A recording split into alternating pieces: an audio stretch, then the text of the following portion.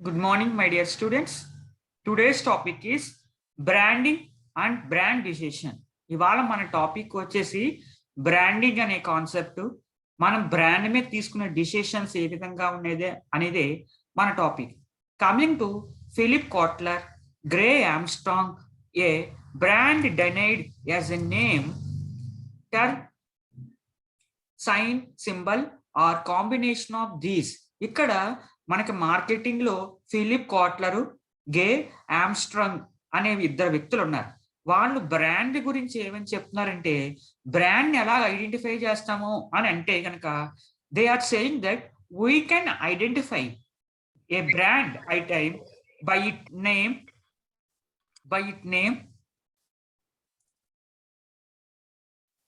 we can identify a brand by its name and term and sign or a symbol combination of these. ఒక branded ని దాని పేరుతో మనం identify చేయొచ్చు అంటే ఇది బ్రాండెడ్ అయింది. అలాగే దాని కింద ట్యాగ్ లైన్ ఉంటుంది, ఆ ట్యాగ్ లైన్ బట్టి కూడా మనం చెప్పచ్చు అంట. అలాగే దానికి ఒక సైన్ ఉంటుంది లేదా ఒక సింబల్ ఉంటుంది. వీటితో ఇది బ్రాండెడ్ ఐటమ్ అని మనం ఈజీగా రికగ్నైజ్ చేయొచ్చు అని ఈ ఫిలిప్ కాట్లర్, గ్రే ఆమ్స్ట్రాంగ్ చెప్తున్నారు. That identifies the maker or seller of the product. Here a brand names helps an organisation differentiates it self from its competitor. ఎప్పుడైతే మన యొక్క ప్రొడక్ట్ బ్రాండెడ్ ఐటమ్ చెందిందో మార్కెట్లోని మన కాంపిటేటర్స్ ప్రొడక్ట్ కన్నా మన product differentiation అనేది క్లియర్గా చూపిస్తుంది.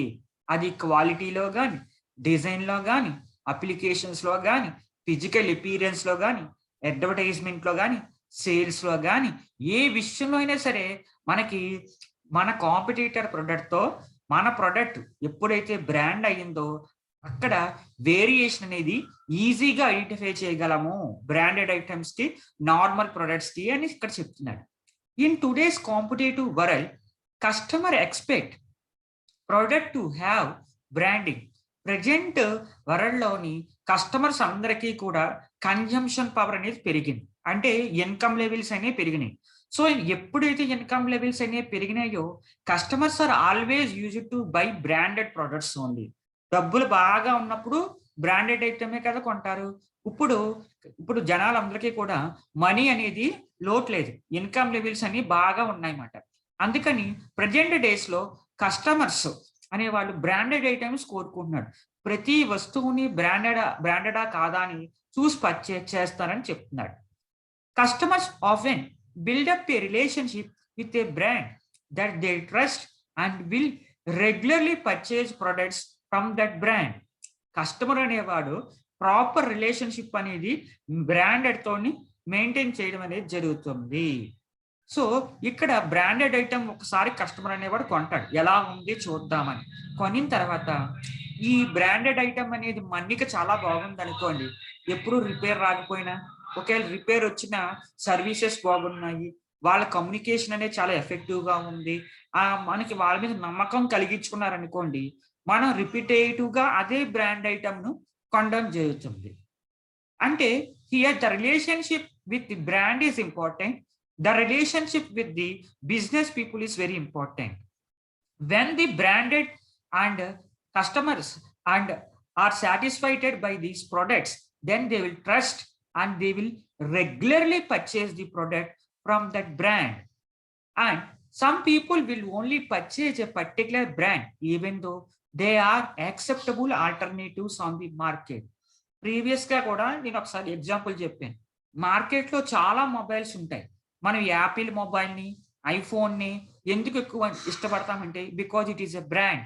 ఇంకా అది అవైలబుల్ గా లేకపోయినా number of products, competitor products available గా ఉన్నప్పటికీ మనం ఆ ప్రొడక్ట్స్ కొనం. ఈ ప్రొడక్ట్ వచ్చే వరకు మనం వెయిట్ చేస్తూ ఉంటాం. దాన్ని మన బ్రాండ్ లాయల్టీ అని చెప్పుకున్నాం. ఇక్కడ ఏం చెప్తున్నాడంటే బ్రాండెడ్ ఐటమ్ అయితే నీ ప్రొడక్ట్ కస్టమర్ అనేవాడు ఎంతసేపటికి అయినా సరే వేచి ఉంచుతాడు. సో నీది బ్రాండెడ్ ప్రొడక్ట్ కాదు, నార్మల్ ప్రొడక్ట్ అనుకో, కస్టమర్ నీ గురించి వేచి ఉండవలసిన అవసరం లేదు, వేరే ప్రొడక్ట్ కి జంప్ అవుతాడు అని చెప్తున్నాడు. సో నార్మల్ ప్రొడక్ట్ ని మ్యానుఫ్యాక్చరింగ్ చేయడం కన్నా ఇక్కడ బ్రాండెడ్ ప్రొడక్ట్ ని మ్యానుఫ్యాక్చరింగ్ చేసి మార్కెట్ లో రిలీజ్ చేయడం అనేది చాలా ఇంపార్టెంట్ అని ఇక్కడ మార్కెట్ యొక్క ఉద్దేశం. For example, Apple Inc or UK retail chain John Lewis partnership have a loyal customer base who provide them with repeat business. ఇక్కడ యాపిల్ ఐఎన్సి అనేది లేదా యూకేలో రిటైల్ చైన్ అన్నమాట, రిటైల్ బిజినెస్ వ్యాపారైన వాడు వన్ ఆఫ్ ది పార్ట్నర్ అన్నమాట ఈ కంపెనీకి. ఇక్కడ వీడికి కస్టమర్ బేస్ అనేది చాలా బాగుందంట. ఇక్కడ కస్టమర్స్ ఎప్పుడైతే యాపిల్ మొబైల్ కొని సాటిస్ఫై అయ్యారో they are coming repeatedly to do business. So వీళ్ళు ఒకసారి సాటిస్ఫై అయ్యాక మళ్ళీ మళ్ళీ మళ్ళీ మళ్ళీ వచ్చి మళ్ళీ అదే ప్రొడక్ట్ కొనడం అనేది జరుగుతుందంట. రిపీటింగ్ బిజినెస్ అనేది జరుగుతుంది. దాన్ని రిలేషన్షిప్ మెయింటెనెన్స్ అంటాం. దాన్ని బిల్డప్ ఏ రిలేషన్షిప్ అని అనడం జరుగుతుంది. And coming to the brand equity. Brand equity అంటే ఏంటి? How much is a brand worth అంటే ఇక్కడ బ్రాండ్ యొక్క వాల్యూ ఎంత అని అడుగుతున్నాడు. How much is a brand worth. Here brand equity refers to value of a brand. ఇక్కడ brand equity అనేది బ్రాండ్ వాల్యూ గురించి చెప్తుంది. ఒక బ్రాండ్కి ఎంత వాల్యూ అని మనం చెప్పామనుకో దాన్ని బ్రాండ్ ఈక్విటీ అంటాం అన్నమాట. Brand equity does not develop instantaneously. Brand equity అనేది సడన్ గా డెవలప్ అయిపోదు, అంతే కదా. మార్కెట్లోకి వచ్చిన వెంటనే స్పీడ్ గా డెవలప్ అయిపోద్ది. దేవిని బ్రాండ్ అనేది డెవలప్ అవ్వాలంటే కొంచెం టైం పడుతుంది అని చెప్తున్నాడు. A brand needs to be careful, neutral and marketed so consumers feel real value, trust words that brand. Brand అనేది వచ్చిన వెంటనే స్పీడ్ గా డెవలప్ అయిపోయేది మనం బ్రాండ్ అని ఈజీగా చెప్పలేము. ఇక్కడ బ్రాండ్ అనేది కేర్ఫుల్ గా మార్కెట్ లోకి ఎంటర్ అవుతుంది. దాని తర్వాత నెమ్మదిగా ఎగ్జిస్ట్ అయ్యి మార్కెట్ లో దానికంటూ ఒక స్టెబిలిటీని తెచ్చుకుంటుంది. దాన్ని న్యూట్రల్ అంటారు. ఒక మొక్క నాటుతాము, మొక్క ఇలా నాటిన వెంటనే కాయలు కాసేద్దా, పళ్ళు కాసేద్దా? కాయలు కదా. అది నిలబడడానికి ఒక 10 days 1 month ఎంతో టైం పడుతుంది. అవి దాని యొక్క రూట్స్ ని ఎక్స్పాండ్ చేసి సాయిల్లో దింపి అది తినంగా నించుకోవడానికి, స్టేబుల్ గా నించుకోవడానికి కొంచెం టైం పడుతుంది. దాన్ని ఇక్కడ న్యూట్రిడ్ అని అన్నాడు. అంటే బ్రాండ్ అనేది మార్కెట్ లో గట్టిగా నిలబడడానికి ఫస్ట్ నిలబడాలన్నమాట. ఆ నిలబడడానికి కొంచెం టైం పీరియడ్ పడుతుంది. దాని తర్వాత marketed so consumers feel real value. ఇక్కడ మార్కెటెడ్ అంటే అర్థం ఏంటంటే అడ్వర్టైజింగ్ మాట. బ్రాండ్ ఉందని జనాలకి తెలియాలి, అది ఎక్కడ ఉంది, ఎంతకి అవైలబుల్, ఎలా కొనాలి, ఎలా యూసేజ్ చేయాలి, బ్రాండెడ్ ఐటెంకి నార్మల్ ఐటెంకి ఉన్న డిఫరెన్షియేషన్ ఏంటి అనేది మనం అడ్వర్టైజింగ్ చేయాలి. అప్పుడు కస్టమర్స్ అనేవాళ్ళు yes we want to buy this product in branded item only అంటారు. ఈ ప్రొడక్ట్ మనం ఖచ్చితంగా బ్రాండెడ్ ఐటమే కొనాలి. బ్రాండెడ్ ఐటమ్ కొంటేనే దానికి రియల్ వాల్యూ ఉంటుంది. అన్బ్రాండెడ్కి వెళ్ళామనుకోండి కొన్నాళ్ళు పనిచేస్తుంది, కొన్నాళ్ళు పనిచేయదు అని ఇక్కడ మార్కెటర్కి కస్టమర్కి ఒక ఉద్దేశం కలిగించడం జరుగుతుంది. సో మార్కెట్లో బ్రాండెడ్ ప్రొడక్ట్స్ సప్తమాటికి కూడా క్వాలిటీ ప్రొడక్ట్సే ఉంటాయి. క్వాలిటీ ప్రొడక్ట్ అంటేనే బ్రాండెడ్, అంతే సింపుల్గా చెప్పాలంటే. అండ్ ఇక్కడ కొన్ని ఎగ్జాంపుల్స్ ఇవ్వడం జరుగుతుంది. Nike, Adidas, Harrods have high brand equity. Nike అనే కంపెనీకి, ఎడిడాస్ అనే company, Harrods have a high brand equity. వీటికి బ్రాండ్ ఈక్విటీ అనేది చాలా హై లెవెల్ గా ఉంది అని చెప్తున్నాడు. ఇక్కడ బ్రాండ్ ఈక్విటీ అనేది మళ్ళీ ఎలా చెప్తాము, ఒక ప్రొడక్ట్ యొక్క వాల్యూనే, ఒక బ్రాండ్ యొక్క వాల్యూనే మనం బ్రాండ్ ఈక్విటీ అని చెప్తాం. ఫర్ ఎగ్జాంపుల్, ఒక మొబైల్ ఉంది, ఆ మొబైల్ తయారు చేయడానికి 10,000 అయ్యింది. ఆ మొబైల్ నేను 15,000కి అమ్మాను. ఎంత తయారు చేసాము? 10,000కి తయారు చేసాం. ఆ మొబైల్ని 15,000కి నేను అమ్మడం జరిగింది. ఇక్కడ ఎక్స్ట్రా 5,000 బ్రాండ్ వాల్యూ, మిగతా 5,000 ఎందుకు? మనకు బ్రాండ్ గురించి ఇంకో 5,000 అనేది ఖర్చు పెట్టడం జరిగింది. దాన్ని బ్రాండ్ ఈక్విటీ అంటాం. అలాగే బ్రాండ్ని మనం అమ్ముతున్నాము అని ఇక్కడ చెప్తున్నారు. These brands command high awareness and customer loyalty. ఈ బ్రాండ్ అనేది ఏం చేస్తుందంటే కస్టమర్స్ లో అవేర్నెస్ అని చాలా ఎక్కువగా ఉంటుంది. And consumer loyalty. Apple mobile కొన్నాను అనుకోండి, ఐఫోన్ మొబైల్ కొన్నా, నైక్, ఎడిడాస్ ప్రొడక్ట్స్ కొన్నా, నేను మళ్ళీ మళ్ళీ మళ్ళీ రిపీటెడ్ గా కొంటా ఉంటాను. దాన్ని కన్జ్యూమర్ లాయల్టీ అంటారు.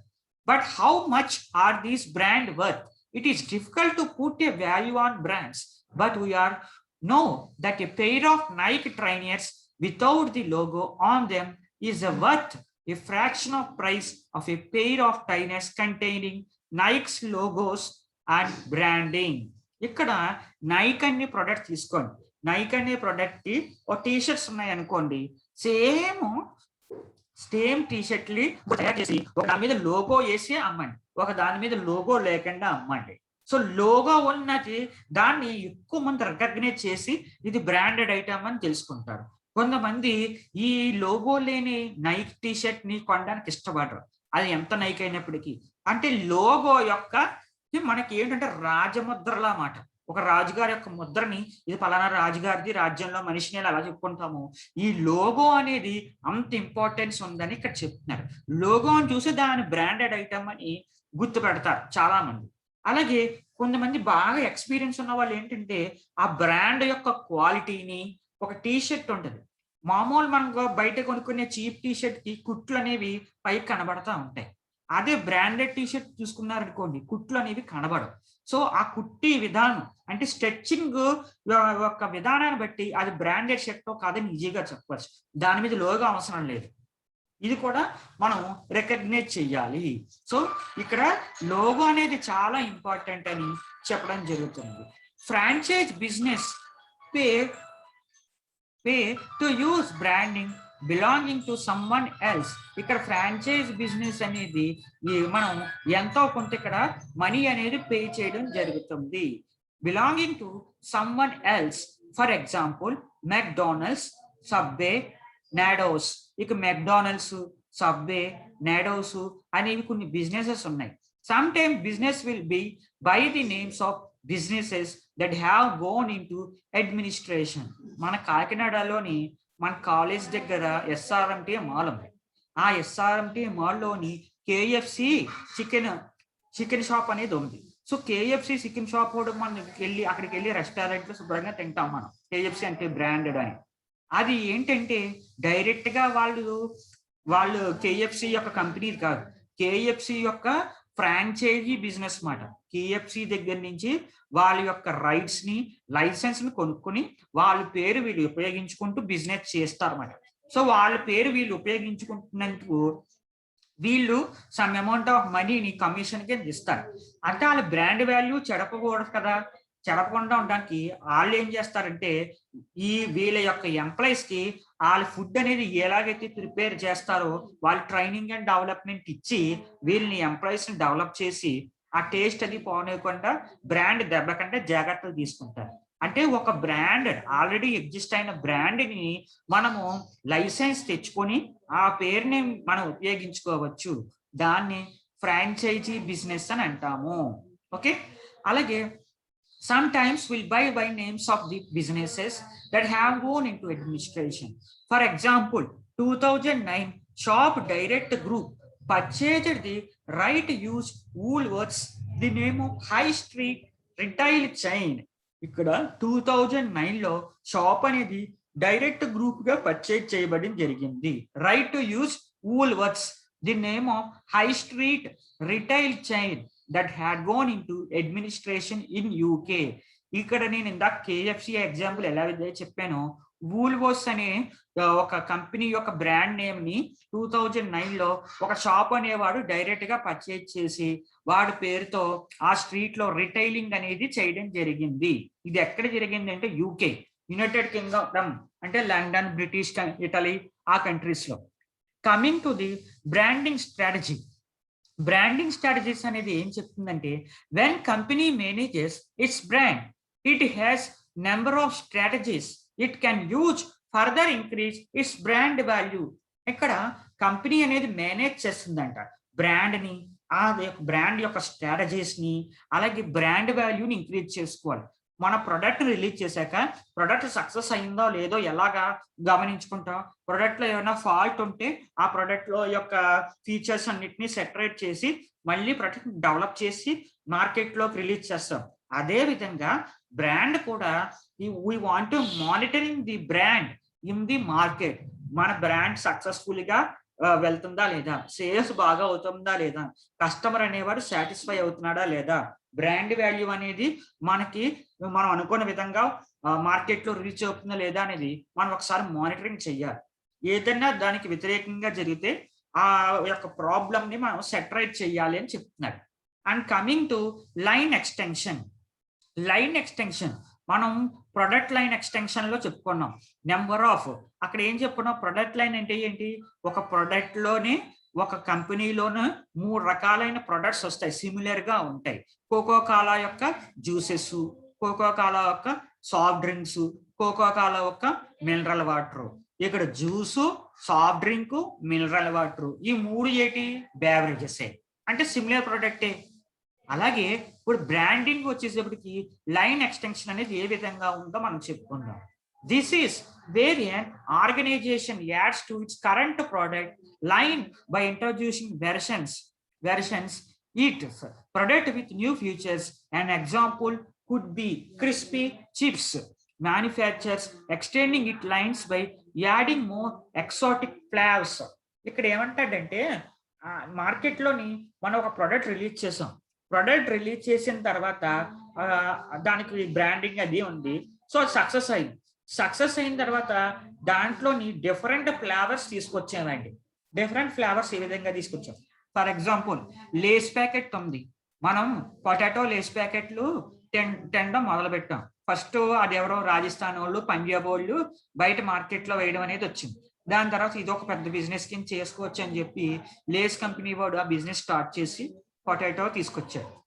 ఇంకా విపరీతంగా పొటాటో లేస్ అనేది విపరీతంగా సేల్స్ అవడం స్టార్ట్ చేసింది.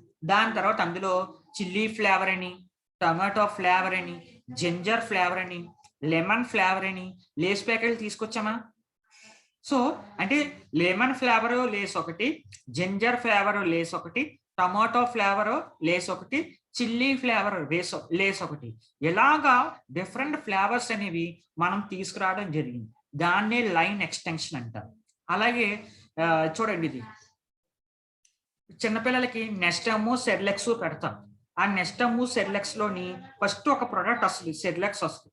ఆ సెర్లెక్స్ అనేది క్లిక్ అయిపోయిన తర్వాత అది ఏంటి, వీట్ సెర్లిక్స్ అని, తర్వాత రైస్ సెర్లెక్ అని, తర్వాత ఫ్రూట్స్ మ్యాంగో ఫ్లేవర్ సెర్లెక్ అని, స్ట్రాబెర్రీ అని, తర్వాత గోవా అని, ఇలాగ డిఫరెంట్ వచ్చినాయి. అలా వెజిటేబుల్ కూడా టమాటా సెర్లెక్స్ అని, లేదా బ్రింజాల్ సెర్లెక్స్ అని, లేకపోతే ఇదేంటి ఆకుకూరలకు సంబంధించి సెర్లెక్స్ అని వచ్చినాయి. దాని తర్వాత పప్పు ధాన్యాలు వచ్చింది,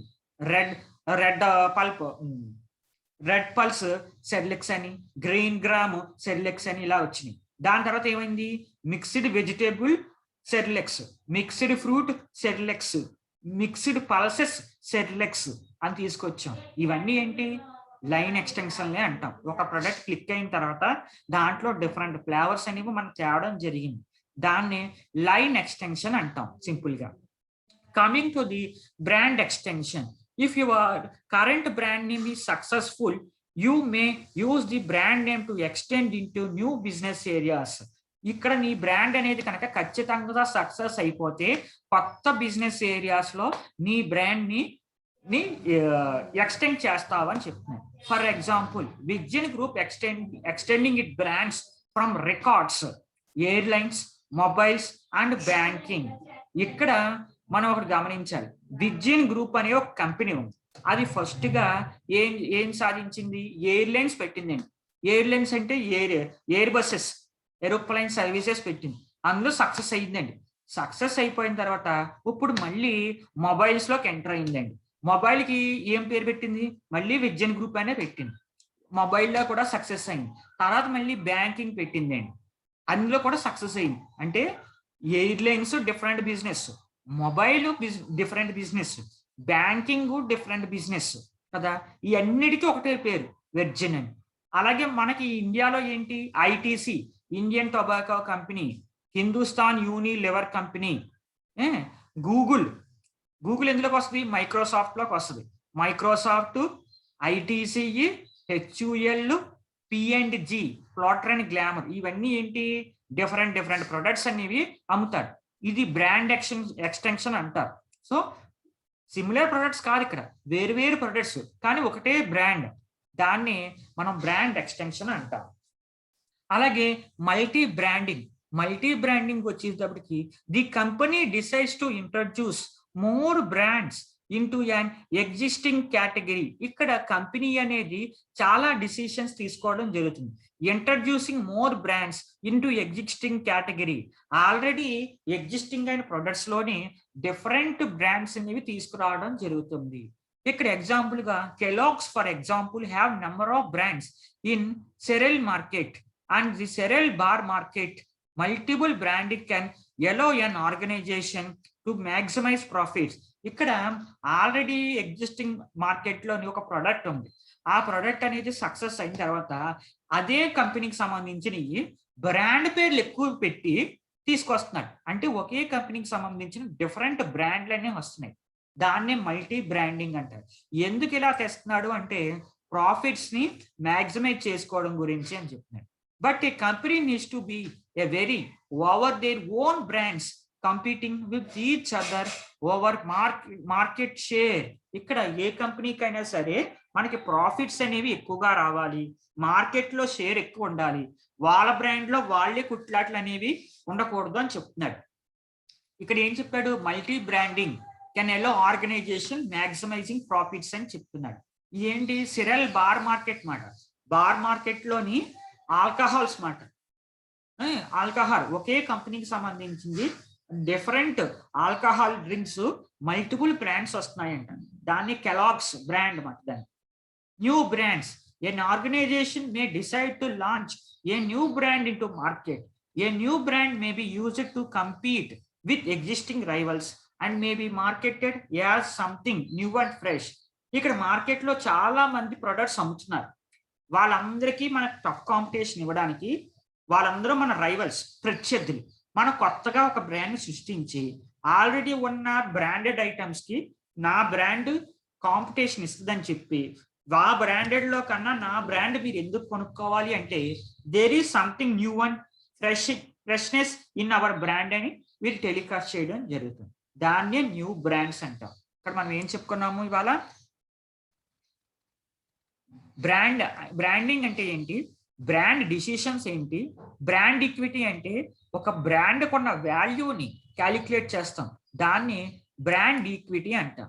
బ్రాండ్ స్ట్రాటజీస్ చెప్పాం, లైన్ ఎక్స్టెన్షన్ అంటే ప్రొడక్ట్ లోని సిమిలర్ ఐటమ్స్ ని తీసుకొస్తాం. బ్రాండ్ ఎక్స్టెన్షన్ అంటే వేర్వేరు ప్రొడక్ట్స్ కి సింగిల్ బ్రాండ్ పేరు దానికి ఆపాదించడం జరుగుతుంది. మల్టిపుల్ బ్రాండింగ్ అంటే ఒక కంపెనీ నుంచి multiple branding products, similar products వస్తూ ఉంటాయి, దాన్ని మల్టీ బ్రాండింగ్ అంటాం. న్యూ బ్రాండ్స్ అంటే కొత్తగా మనం బ్రాండ్ ని స్టార్ట్ చేస్తున్నాం. ఇప్పుడు బ్రాండింగ్ డిసిషన్స్ గురించి మనం ఆలోచిద్దాం. Branding decision simply put are decision that one makes about a certain brand use or building or promoting. ఇక్కడ బ్రాండ్ డిసిషన్స్ అనేవి ఏ విధంగా తీసుకుంటారంటే బ్రాండ్ అనే దాన్ని మనం బిల్డప్ చేయాలి. బ్రాండ్ అనేది ఎలా బిల్డప్ చేస్తామంటే ప్రమోటింగ్ చేస్తాం. ప్రమోటింగ్ అంటే ఏంటి, అడ్వర్టైజింగ్ మాట. జనరల్ గా ప్రొడక్ట్స్ గురించి మనం ఎలా అయితే అడ్వర్టైజ్ చేస్తామో దాని యొక్క బ్రాండ్ ని కూడా మనం మైండ్ లో ఉండిపోయేలాగా అడ్వర్టైజింగ్ చేయడం జరుగుతుంది. Yes, this sounds like a very general definition, but this is mostly because broadly decision definitely cover a lot of ground. ఇది సాధారణమైన ప్రొడక్ట్స్ చెప్పినట్టు విధంగానే ఉంది కదా అనుకోవచ్చు, కానీ ఇది వినడానికి చాలా సింపుల్ గా ఉన్నా సరే దీని వల్ల చాలా యూజ్ అనేది మార్కెట్ లో గ్రౌండ్ లో ఉంటుందని మీరు చెప్పడం జరుగుతుంది. Let's take a look at 4 major branding decision. మన బ్రాండ్ ఎలా డెవలప్ చేయాలి అనే దాని గురించి 4 ఇంపార్టెంట్ అయిన డిసిషన్స్ అనేవి ఉన్నాయంట. దాన్ని ఏం చెప్తున్నాడు, బ్రాండ్ పొజిషనింగ్ అంటున్నాడు. బ్రాండ్ ని పొజిషనింగ్ చేయమంటున్నాడు. ఇక్కడ brand positioning, how you want customer to perceive the brand as compared to its competitors. Your brand can be position based on 3 things. ఇక్కడ బ్రాండ్ అనే దాన్ని అడ్వర్టైజింగ్ చెయ్యాలి అంటే 3 రకాలుగా మనం అడ్వర్టైజింగ్ అనేది చేయడం జరుగుతుంది. అది ఏంటో మనం చూద్దాము. మన బ్రాండ్ మన కాంపిటేటర్స్ ప్రొడక్ట్ కన్నా వాడి బ్రాండ్ కన్నా డిఫరెన్షియేషన్ ఎలా చూపించాలనేది చెప్తున్నాడు. ఇక్కడ చూడండి, attributes. It can be considered lowest level in terms of branding position. ఇక్కడ lowest level of terms branding position లో ఉంటుందని చెప్తున్నారు. It mainly consider physical attributes of a brand such as colour. ఇక్కడ కలర్ అనేది important, overall design important and anything similar.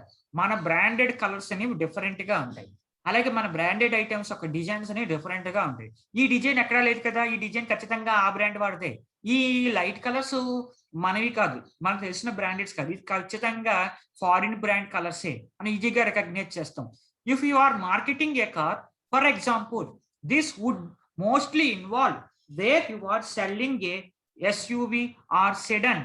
The colors that it would be available in evidently this is not exactly something that would set the brand apart from its competitor considerably, because it is always easy to change mimic physical attributes. This is why the has to work hand in hand with other factors that is determining positioning. ఇక్కడ sedan అనే ఒక car ఉందన్నమాట. ఆ car యొక్క colours అనేవి చాలా rare గా ఉంటాయి. ఆ కార్ కలర్స్ అనేవి చాలా డిఫరెంట్ గా ఉంటాయి. మిగతా ప్రొడక్ట్స్ కార్ కంపెనీస్ ఉన్నాయి, కానీ ఆ కార్ యొక్క కలర్స్ కానీ ఆ యొక్క అట్రిబ్యూట్స్ కానీ లోపల యొక్క కార్ లో ఉన్న ఇంటీరియర్స్ కానీ అన్ని డిఫరెంట్ గా ఉంటాయి. ఎప్పటికప్పుడు మారిపోయి కొత్త కొత్త కలర్స్ అనేవి తీసుకురావడం అనేది జరుగుతూ ఉంటుంది అని చెప్తున్నాడు. And coming to the benefits, బెనిఫిట్స్కి వచ్చేటప్పటికి set of the benefits the target market would enjoy would also be a part of brand positioning. Usages అనేవి బెనిఫిట్స్ అనేవి కంపేర్ టు అదర్ ప్రొడక్ట్స్ తో మనకి చాలా బెటర్ గా ఉంటాయని చెప్పుకోవచ్చు. For example we have taken ఈ car as a example. Safety measures అనేవి చాలా బాగుంటాయి, సేఫ్టీ ఫీచర్స్ ఉంటాయి, అలాగే స్పీడ్ క్యాపబిలిటీస్ బాగుంటాయి, అదర్ సిమిలర్ స్పెషలైజేషన్స్. అలాగే కంపేర్ టు మన కాంపిటీటర్ యొక్క ప్రొడక్ట్ తో కంపేర్ చేసుకుంటే మనకి ఎక్కువ బెనిఫిట్స్ ఉంటాయని చెప్తున్నారు. అండ్ వాల్యూస్ అండ్ బిలీఫ్స్, ఇక్కడ వాల్యూస్ అండ్ బిలీఫ్స్ అంటే రిలేషన్ ని బేస్అప్ చేసుకుని ఇక్కడ they should be a very good relation between our customers towards our company, shared between competitors. Challenged really is to create a deep emotional connection between brand and market. Market లోని మన emotional గా customers కి connect అవుతాం మన brand తోని, అలాగే మన product తోని అని చెప్తున్నాను. There is where a brand set of values and beliefs would come in. ఇక్కడ ఏం చెప్తున్నాడంటే a great example of this Coca Cola is their annual Christmas campaigns have become a culture phenomena which endeavors them to families all over the world. This shows that the value tradition which makes the brand an even greater hit during the holidays. ఇక్కడ cocoa Kola company వాడు annual Christmas campaignings అనేవి start చేయడం జరిగిందంట. అంటే ఆడు promote చేసుకుంటున్నాడు indirect గా. ఇక్కడ ఏంటంటే క్రిస్మస్ క్యాంపెయినింగ్ అంటే ప్రపంచవ్యాప్తంగా క్రిస్టియన్స్ ఎక్కువ మంది ఉంటారు, అంటే ఇక్కడ రిలీజియస్ ని టార్గెట్ చేస్తున్నాడు. క్రిస్మస్ క్యాంపెయినింగ్ చేయడం అనేది వీడు ఒక ఫినామినా కింద పెట్టుకున్నాడు అన్నమాట. మీరు జాగ్రత్తగా గమనించాలి. క్రిస్టియన్స్ వాళ్ళు ప్రపంచంలో ఎక్కువగా ఉంటారు కనుక వాళ్ళందరి మార్కెట్ ని క్యాచ్అప్ చేసేస్తుంది కోకో కోలా. ఆ విధంగా మనం ఆలోచించాలి. అంటే ఒక రిలీజియన్ బేస్ చేసుకుని కూడా ఒక మార్కెట్ అనేవాడు బిజినెస్ చేస్తున్నాడు అనేది ఇక్కడ important. And brand name selection, ఇక్కడ బ్రాండ్ నేమ్ అనేది ఏ విధంగా సెలెక్ట్ చేస్తామంటే పర్టికులర్లీ ట్రిక్కీ ప్రాసెస్. సెలక్షనింగ్ అనేది అంత ఈజీ కాదు, ఇది కొంచెం డిఫికల్టే అని చెప్పొచ్చు. Right decision could make or break your success. మనం సరైన నిర్ణయం తీసుకోకపోతే మనం సక్సెస్ ని బ్రేక్ చేసిన వాళ్ళు అవుతాము అని చెప్తున్నాం. Name of A brand has to be distinctive, catchy. Brand names ఉంటాయి, ఐటీసీ, రిలయన్స్, అపోలో, టాటా, ఇలాగా. ఈ బ్రాండ్ నేమ్స్ అన్ని చాలా క్యాచీగా కొత్త రకంగా వేరియేషన్ అనేది ఉండాలి, చాలా ఈజీగా ప్రొనౌన్స్ చేసే విధంగా ఉండాలి. Toyota, Motorola, Benz, Mercedes, next Audi, ఇలా డిఫరెంట్. ఇవన్నీ కూడా అందరూ కూడా స్పెల్ చేసే విధంగా ఉండాలి. ఇక్కడ ఒకటి గమనించాలి, ప్రపంచంలో చాలా లాంగ్వేజెస్ ఉన్నాయి, చాలా జనాలు ఉన్నారు, అందరికీ కూడా ప్రొనౌన్సియేషన్ అనేది ఒక విధంగా ఉండదు. అందరూ ఈజీగా పలికే విధంగా మన బ్రాండింగ్ ఐటమ్స్ ఉండాలి అని చెప్తున్నారు. అలాగే in past years you have seen brands focus on catching attention. Yahoo అనేది చూడండి, ఈ యాహూ అనేది ఎలాగా క్యాచీగా ఉందో and Google are perfect examples. And however, these trends has changed dramatically. ఇలా ట్రెండ్స్ అనేవి మారుతూ వచ్చినాయి. Today lot of brands choose pick names that carry real definition. Quora, for example, plural of quorum. ఇప్పుడు వచ్చే పేర్లకి అర్థాలు అనేవి ఉంటున్నాయి. ప్లోరల్ ఫామ్, సింగులర్ ఫార్మ్స్ లో కూడా ఉండడం జరుగుతుంది. Quora for example plural form of quorum అనేది which pertains minimum number of people required group can make decision or conduct business. Also, one of its founders, Charlie Cheever, mentioned that word is also cool in sense that it starts with a Q and ends with A, which pretty much sum up what people do on the website. ఇది చాలా కోరా అంటే చాలా కూల్గా ఉంది, క్యూతో start అయ్యింది, ఏతో end అయ్యింది అని వీడు వాడి కల్చర్ ప్రకారంగా చెప్తారు. ఇక్కడ మనకి గూగుల్ అనే కంపెనీ ఉంది కదా, గూగుల్ అనేది మల్టీనేషనల్ గ్లోబలైజ్డ్ కంపెనీ. ప్రపంచ దేశాల్లో అన్ని దేశాల్లో కూడా చాలా సక్సెస్ సాధించిన కంపెనీ అని మనం గూగుల్ చెప్పుకోవచ్చు. కాకపోతే చైనాలో గూగుల్ కంపెనీ గురించి కల్చరల్ కాంటెంట్ చాలా ఎక్కువగా వచ్చింది. అక్కడ ఫెయిల్యూర్ అయిపోయింది గూగుల్ కంపెనీ. అదేంటి ప్రపంచంలో అన్నిట్లోనే సక్సెస్ అయింది గూగుల్ కంపెనీ, చైనాలో ఎందుకు ఫెయిల్యూర్ అయింది అంటే చైనా లాంగ్వేజ్లో గూగుల్ అనే పదానికి ఒక భూత్ అర్థం వస్తుంది. గూగుల్ అనే పదానికి చైనా లాంగ్వేజ్ లో ఒక భూత్ అర్థం వస్తుంది అన్నమాట. సో అందుకని అక్కడ ఆ గూగుల్ అనే కంపెనీ ఫెయిల్యూర్ అయింది. ఇక్కడ గూగుల్ కంపెనీ వాడికి అర్థం కాలేదు, ప్రపంచంలో అన్ని దగ్గర నేను సక్సెస్ సాధించాను, చైనాలో ఎందుకు నేను సక్సెస్ సాధించలేదని అక్కడ రీసెర్చ్ చేస్తే వాళ్ళ లాంగ్వేజ్ లో గూగుల్ అంటే ఒక భూత్ అర్థం వచ్చింది అన్నమాట. ఇమీడియట్ గా ఆడు చైనా లాంగ్వేజ్ లో గూగుల్ అనే పదాన్ని తీసేసి వేరే పదం పెట్టి జరిగింది. సో ప్రపంచ దేశాల్లో అన్నిట్లోనే గూగుల్ అనే ఉంటుంది, కానీ చైనా లాంగ్వేజ్ లో వేరే పదం వస్తుంది అన్నమాట.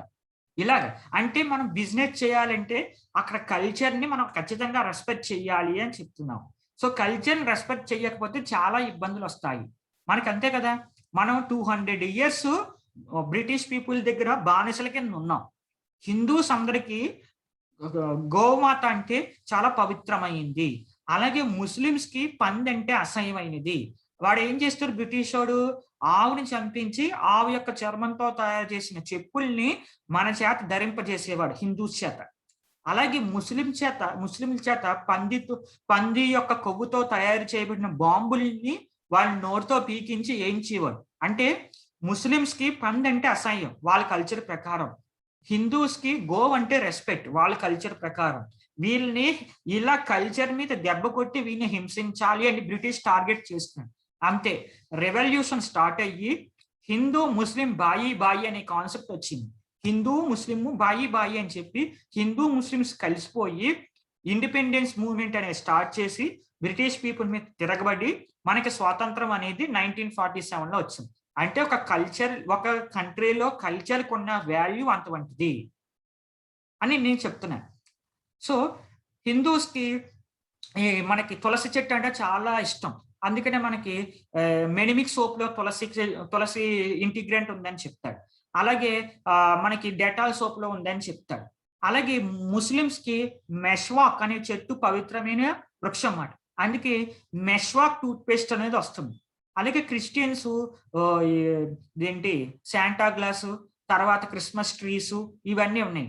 అందుకని క్రిస్మస్ కి న్యూ ఇయర్ కి వాళ్ళకి సంబంధించిన ఎక్కువ ఆఫర్స్ అవి చేయడం జరుగుతుంది. అంటే ఇక్కడ రిలీజియన్ ని కూడా బిజినెస్ పీపుల్ టార్గెట్ చేసి హిందూస్ ఒకలాగా, ముస్లిమ్స్ ఒకలాగా, క్రిస్టియన్ మార్కెట్ ఒకలాగా టార్గెట్ చేసి వీళ్ళందరినీ బిజినెస్ చేసుకుంటున్నాడు అనేది మనం మార్కెటర్ అనేవాడు ఇండైరెక్ట్ గా చెప్తున్నాడు. ఇక్కడ మనం గమనించాలి. బ్రాండ్ స్పాన్సర్షిప్, బ్రాండ్ అనే దాన్ని స్పాన్సర్షిప్ చేస్తుంది. Would you have think about choosing among 4 options, would you like manufacturers brand. Manufacturer అనేవాడు ఇప్పుడు నేను ఒక బ్రాండ్ ని తయారు చేశాను, కేఆర్ అనే బ్రాండ్. ఆ బ్రాండెడ్ ఐటమ్స్ నేను మీకు అమ్మేశాను. మీరేం చేస్తారంటే ఆ బ్రాండెడ్ ఐటమ్ కి ఇంకో పేరు పెట్టుకుంటారు, ఇంకో పేరు పెట్టుకుని నా దగ్గర లైసెన్స్ కు తీసుకుని అది ప్రైవేట్ బ్రాండ్స్ కింద మీరు అమ్ముకోవడం జరుగుతుంది. మ్యానుఫ్యాక్చర్ బ్రాండ్ అనేవాడు ఎవరైతే తయారు చేస్తాడో వాడే మ్యానుఫ్యాక్చర్ బ్రాండ్ అనొచ్చు. ఎగ్జాంపుల్ గా సోనీ టీవీస్, సోనీ కెమెరాస్ ఇవన్నీ అలాగ వస్తాయి అన్నమాట. And they will sell using Sony brand to the sellers using to private brand. ఇది ప్రైవేట్ బ్రాండ్ వాడికి అమ్మేసి వాళ్ళు నువ్వు అమ్ముకోవచ్చని ఇక్కడ పర్మిషన్ అనేది ఇవ్వడం జరుగుతుంది. అలాగే ప్రైవేట్ బ్రాండ్స్ అనేవి వీళ్ళు కొత్తగా మార్కెట్లోకి వస్తాయి. ఒక బ్రాండెడ్కి దగ్గర వీళ్ళు పనిచేయడం జరుగుతుంది అని చెప్పొచ్చు. లైసెన్స్ బ్రాండ్ అంటే కేఎఫ్సి అనేది మన వాళ్ళు ఫ్రాంచైజీ కింద అద్దెకి తీసుకొని కొన్నాళ్ళకి డబ్బులు కడతారు. డబ్బులు కట్టిన తర్వాత ఆ బ్రాండెడ్ ఐటమ్ ని ఉపయోగించుకోవడం జరుగుతుంది. ఓకే, మళ్ళీ అలా డబ్బులు కడతారు రెన్యువల్ కావడానికి. అలాగే కో బ్రాండ్ అంటే 2-3 కంపెనీలు కలిపి ఒక బ్రాండ్ ని నడుపుతా ఉంటారు. నెస్ట్లీస్ కాఫీస్ మిషన్స్ ఇలాగా ఇవి నెస్ట్లీ, ఈ డిలాంగ్, ఇవన్నీ కూడా ఎగ్జాంపుల్స్. బ్రాండ్ డెవలప్మెంట్ వచ్చేసింది. బ్రాండ్ లో నీ కొత్త వేరియేషన్స్ అనేవి, ఎక్స్టెన్షన్స్ అనేవి రావాలి. బ్రాండ్ ఎక్స్టెన్షన్ అంటే ఒకే పేరుతో మల్టిపుల్ ప్రొడక్ట్స్ వస్తాయి, దాన్ని బ్రాండ్ ఎక్స్టెన్షన్ అంటాం. లైన్ ఎక్స్టెన్షన్ అంటే ఆ బ్రాండ్ లోని డిఫరెంట్ సిమిలర్ ఐటమ్స్ అనేవి వస్తూ ఉంటాయి అని చెప్తున్నాడు.